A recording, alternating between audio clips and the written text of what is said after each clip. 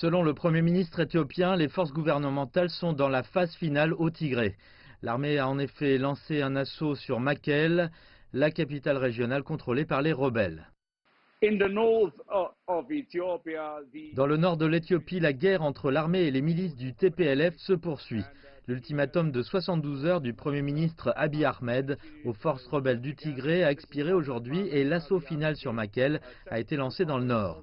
L'artillerie et l'avion ont été engagés dans ce que le gouvernement appelle une mission de retour au droit dans l'état du Tigré. Rien ne filtre pour le moment de la région car les communications sont en grande partie coupées.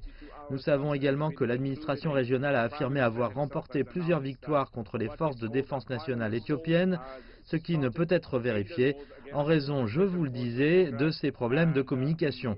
D'autre part, l'Union africaine et d'autres organisations, dont l'ONU, tentent de négocier la paix entre le gouvernement central et l'État du Tigré. Mais les espoirs sont minces car la position du gouvernement est catégorique.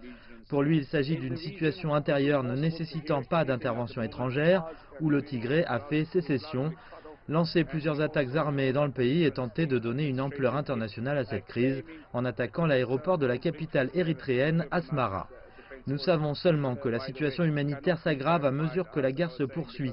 Le gouvernement éthiopien explique qu'il essaie d'y remédier en fournissant nourriture, abri et sécurité aux réfugiés et qu'il appelle les personnes qui se trouvent au Soudan et qui sont des milliers à rentrer chez elles, l'armée ayant fait le nécessaire pour rétablir la sécurité dans l'état du Tigré. La situation devrait évoluer dans les prochains jours. Il faut désormais attendre de voir le résultat.